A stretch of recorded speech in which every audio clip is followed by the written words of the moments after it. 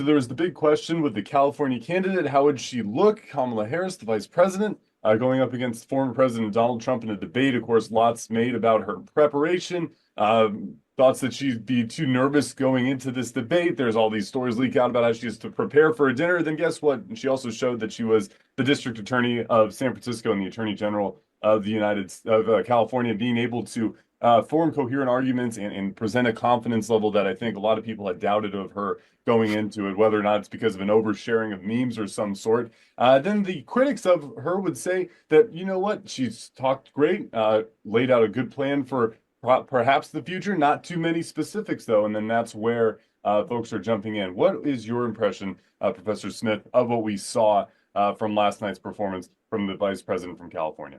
Uh, well, a couple things.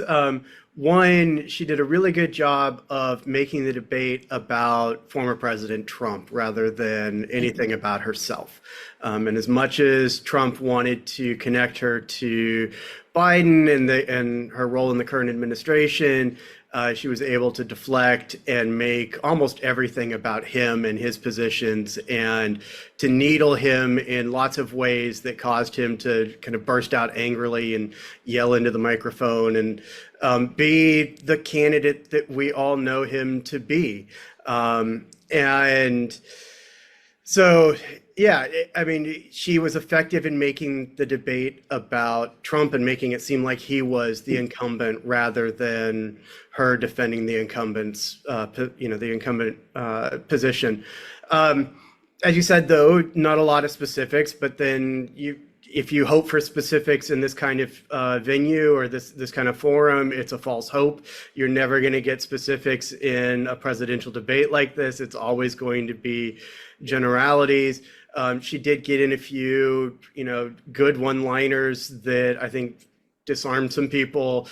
No pun intended here. The line about "I'm a gun owner," right? I don't know how many people actually know that she's a gun owner or knew that before last night.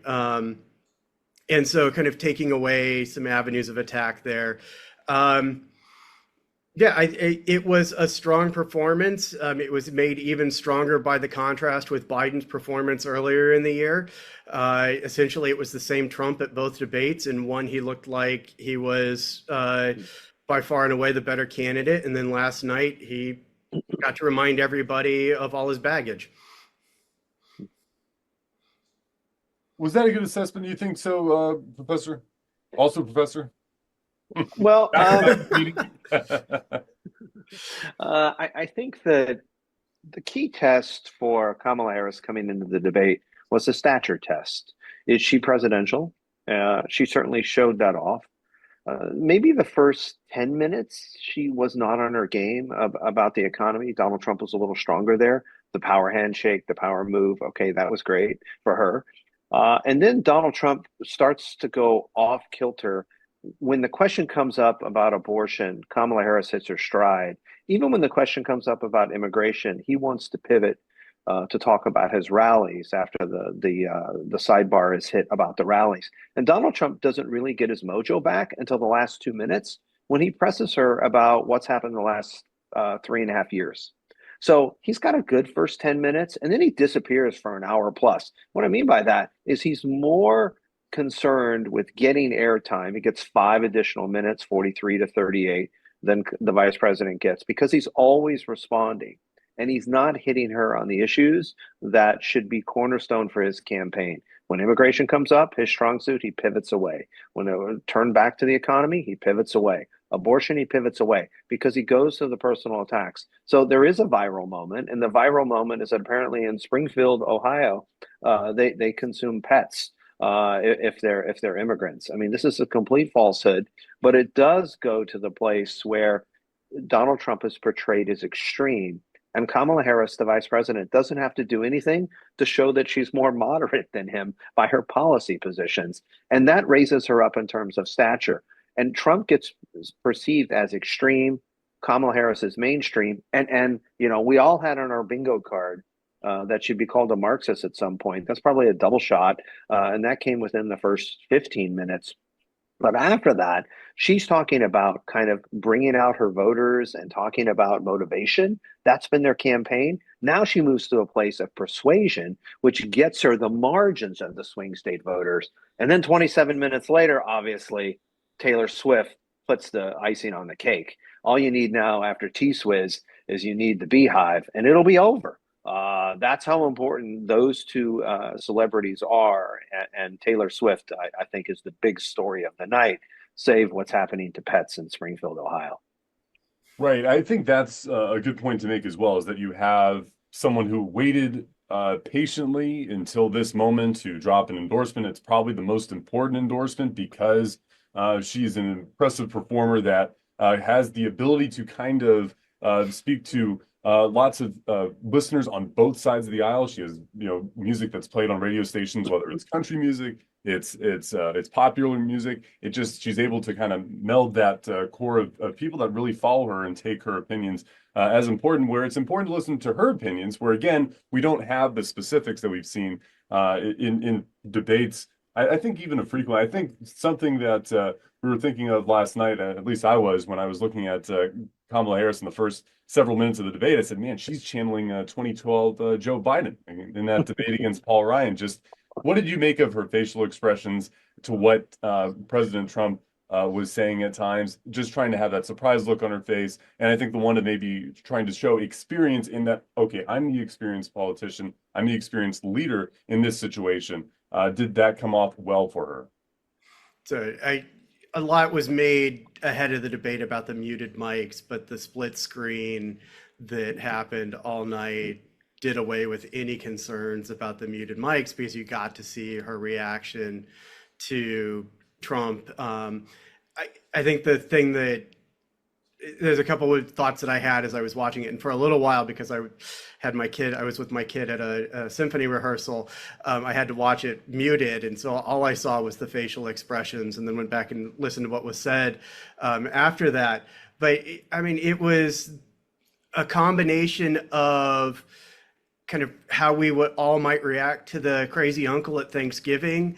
Kind of really say, did he really say that? And then the other part, for a lot of the evening, it was almost like a parent sitting there going, "Oh, child, I cannot believe you just said that," all, for the evening. And so more than just seeming, there's the stature thing and that David spoke to. It just made her seem like the adult on the stage rather than the person who's really upset that people are saying mean things about him.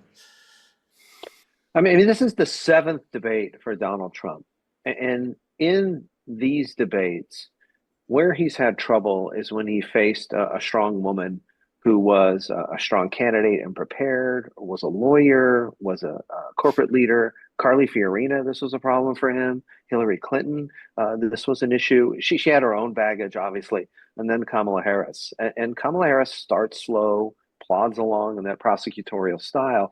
But then she doesn't have to talk about the specifics of her economic plan. She doesn't have to talk specifics about crime or some vulnerabilities that might have. In fact, she doesn't really have to even defend the Biden administration much because Donald Trump feels the need to respond.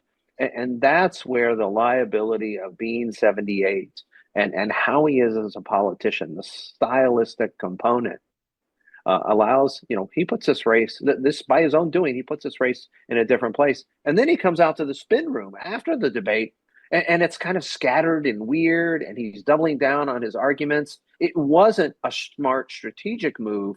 And then the Harris campaign can come out. They don't want a second debate, but they can come out and say, let's have a second debate. And then Donald Trump, that's because you lost and you want to double down on that losing argument, which makes him look further out of touch. He just keeps taking the bait and allowing the Harris team to have this sugar high where they're going to get a 1 or 2 point bump from this debate.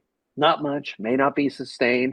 But then from T-Swizz and Taylor Swift, they're going to get a 2 or 3 point bump.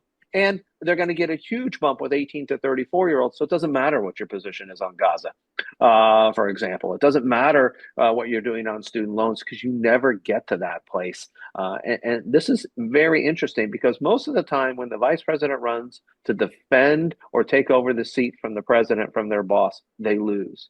Obviously, 1988 is an exception. The last time California went Republican, but most of the time they lose. And Kamala Harris was not in a strong position when she comes to defend Joe Biden. And Donald Trump doesn't visit any of that stuff as a nature of his own style in his 7th presidential debate. So I want to pick up a little bit on that. I mean, one of Trump's tasks was to clearly tie Kamala Harris to Joe Biden.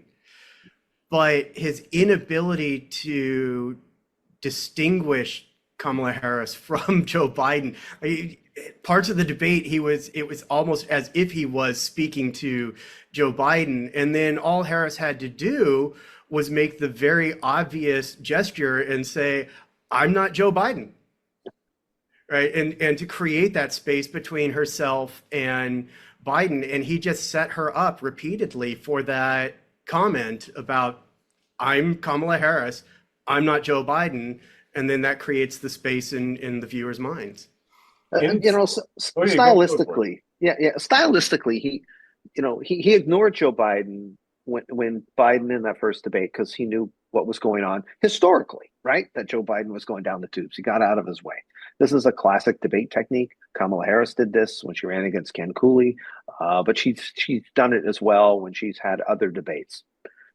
But Donald Trump, right, keeps going into that fair wind and keeps trying to fill that void, making it easier for Harris to kind of dodge around these things and give that split screen that Keith talked about. And that is like, if you were a professional and you're trying to handle that candidate, what do you do to create discipline? He's disciplined in the sense that his discipline is not looking at her. His discipline is like not paying any attention to her. He doesn't say her name. He doesn't look at her. He's not engaging. And that is not old, like Joe Biden is not. It just makes him look extreme and out of touch and not appropriate. And that stylistically doesn't come across, not for the core, but for the swing voter. And she gets a pass on that as well. What did you make of her performance as far as not really taking, I think there could have been this argument, okay, I'm going to take this to the 34 felony counts. I'm going to take this to all the court cases. The court cases were brought up once by her at one point, several times by him at other points during this debate, but really not making too much of a big deal out of that, because as you said, and as you've alluded to, this was mostly Trump trying to take himself out of the whole argument by forming all these other arguments and interrupting himself and asking himself other questions, taking himself on tangents, letting himself do all that talking, that you really didn't have to press forward with the 34 felony counts, because as we've talked about before, that was a slight bump in the polls for him back in the day. What did you make of her not going after him on that? And then also, too, I would say something else where he definitely could have been attacked for was his comments from the NABJ a couple months back, talking about her ethnic and racial background, and the lack of that being talked about during this debate. So there were comments here and there that Vice President Harris made about his legal issues, but it was not a sustained line of attack. It just was things to needle here and there, to dig here and there, to get under his skin here and there, and partly, I think that's because it's not a winning strategy to keep talking about all of that. We all kind of know where Trump is. And if you like Trump, then it's unjustly, the government unjustly pursuing him. If you don't like Trump, then it's just the legal system demonstrating what you already know about him, right? So it's not a big win for her, a good line of attack, other than to get under his skin. With that. Now you raised the issue or the question about when he said that she's not black and then she became black. Right. The moderators asked that question. And I actually think that was one of the weaker responses that Harris had when it became her turn to talk about it, because she didn't really seem like she wanted to talk about her identity in that way, because again, it's not necessarily a winning thing for her. She knows what she's like. Other people knows who she is. She doesn't need to spend time talking about it in the same way that Hillary Clinton needed to spend time talking about, being a female candidate in 2016. So she kind of fumbled around for a moment and then found her answer at that point in the debate. Keith, I think you hit it out of the park there, and here's why. Her campaign is trying to portray her as not a woman and not multiracial.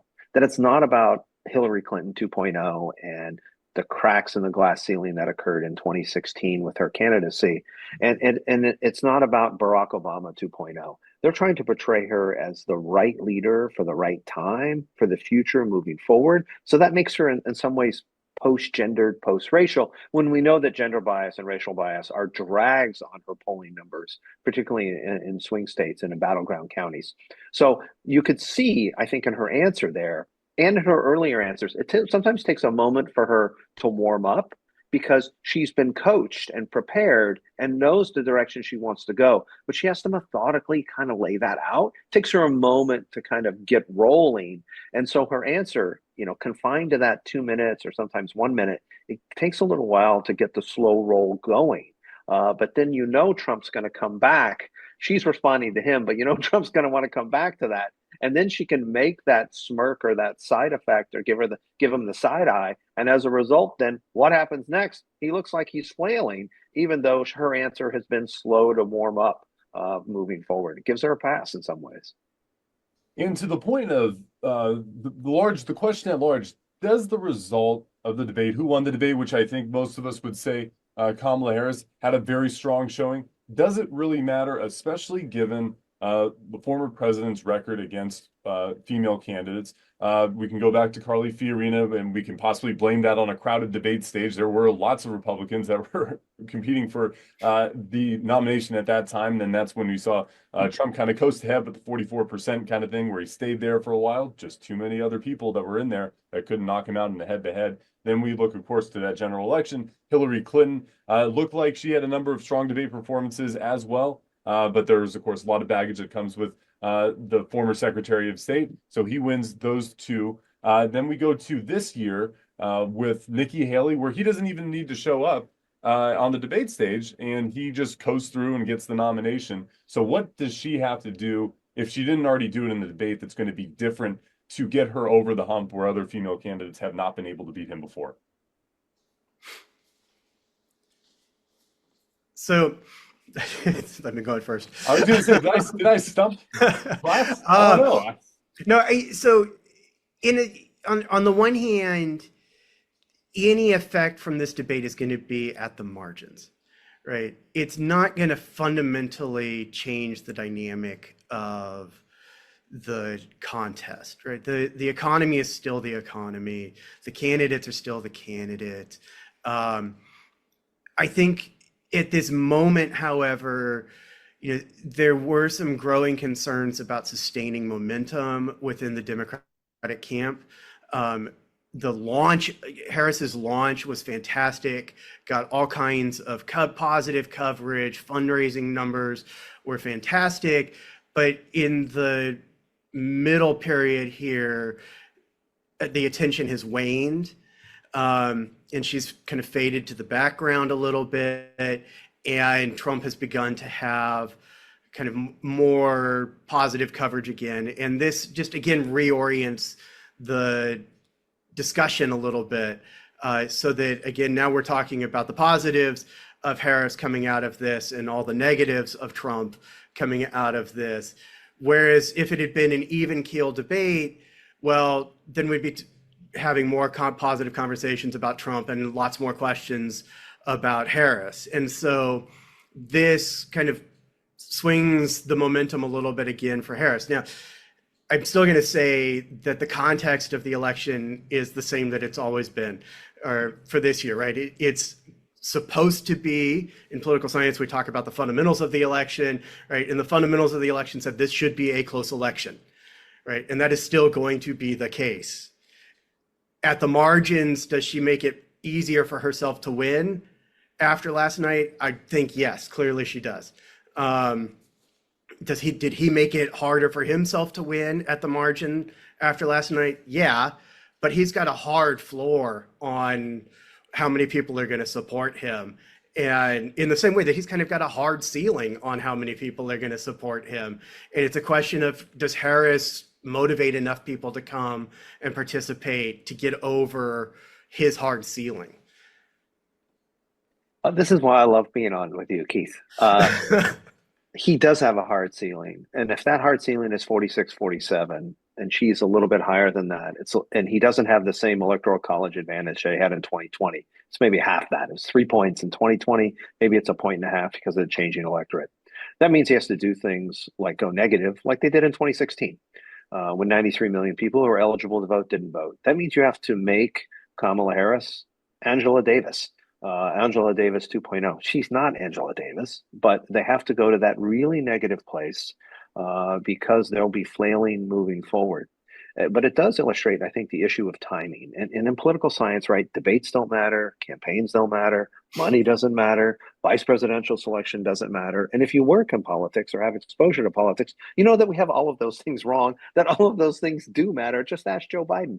And last night does reset the race, help in the timing. It doesn't give her a long sustained bump. T-Swizzle does that, Taylor Swift, moving forward. But it allows them to carry the sugar high closer to October 1st, the vice presidential debate. By then, there'll be no cats and dogs left. And it allows you to kind of really push forward on some things without having to talk about specifics when you can be talking about themes. And that's going to place the Trump campaign in an unenviable place of what to do and what to focus on. They'll have money issues, they'll have focus issues for Donald Trump, and they'll be going extremely negative. That will turn off voters because they'll try to, if you will, go to that negative partisanship, negative polarization kind of model. And one last question to then wrap it up. If we're looking at what is perhaps a message for Trump to take out of positivity, for me, I think this is something that it's an unfortunate way for him to gain the voters and to increase his floor a little bit. But it seems like he's had this moment 3 different times. This maybe seemed to be the 3rd time of this pets eating the pets in Ohio. Of course, that calls out to lots of racist stereotypes about migrants, especially because there's no proof of that ever happening to this point. But it goes back to 2020 with the Proud Boys comment where you had a Biden lead by a wide margin in all these polls. And then, of course, it really did come down to the margins after he made his remark about stand back and stand by. And then, of course, you go to 2016, a remark that he didn't make, but he campaigned on, which was Hillary's comment about deplorables that are within his own party. How much do these 3 comments, or I guess how much did those 2 comments and then the potential of this 3rd area of conversation help energize his base going forward? I want to say there's actually a really big difference between what he said last night and kind of the I don't know, the extent to which the Republican Party this year has been swallowed by conspiracy themes and memes versus the kind of reaction to the deplorables comment or the basket of deplorables that Clinton made. In 2016, that was a rallying cry because that was proof that the elites didn't care about us. And so it really fit the theme of why people were gravitating to Trump in 2016, that they were feeling left behind, that they were feeling ignored, that they were feeling denigrated. And that comment just kind of encapsulated that moment, right? Conspiracy theories about migrants, yeah, we're in an anti-immigrant moment where both parties are talking about cracking down on immigration and closing the border, but it's not the same kind of thing. It's kind of going over the edge on this particular moment. So in prior times, it was, I mean, in that first one, it was kind of a mark of pride to be called a deplorable. Whereas this one, again, it's kind of the crazy thing that the uncle says at Thanksgiving that you can't quite believe they said. And you just hoping the conversation moves along so you can ignore it and enjoy what's in front of you. You know, it's very different. So the comments that he makes at these particular moments during the Trump era paint him as an extremist, not the deplorables. I think he nailed that in terms of that rallying cry, but the comments in the wake of Charlottesville. He doubles down on January 6th last night. He does talk about pets, but he's trying to talk about immigration, which helps them, and he doesn't do that. And the key area coming out of the debate, just that brass tacks, this is the largest gender gap we've seen in a presidential campaign. He said nothing last night to change the gender gap. And that is not going to get you elected president of the United States, even with that hard floor and that hard ceiling. You've got to close that gender gap. They didn't do that last night. And so fundamentally, this gives wind and resources to the Democrat sails, where it does affect what happens with Valadeo. It does affect what happens in some of those key congressional districts in California, because Democrats will have more money, motivation, and resources than they previously had. Now they can increase their margins in the House. They don't lose as many things in the Senate. And now they're in a different place, potentially, coming out of this downstream, if they can maintain some of this momentum while Republicans are flailing. That's a big change in potentially in the campaigns and the setting post November 5th. Well, it's going to be fascinating to see what happens with these poll numbers as they start to come out. And of course, we'll maybe get a better sense a couple weeks in after some of the responses. Is there going to be a debate in the meantime? And then, of course, if there's a debate after the vice presidential debate, which is coming up in that first week of October, how much does that matter when we've had so much early polling early voting to that point already? So that'll be something interesting to watch as well. What would that debate focus on to get those last two people that may be undecided, or just those folks that want to do it the traditional way, in person, day of? But thank you both so much for taking the time today. Look forward to doing this again, and have a great rest of your Wednesday. It's halfway through the week. That means there's less days of faculty meetings. Those 3 days are behind you. You got two more left. You'll be in good shape. This is the best faculty meeting ever. Yeah, this is the fun one. Yeah. This is the fun one.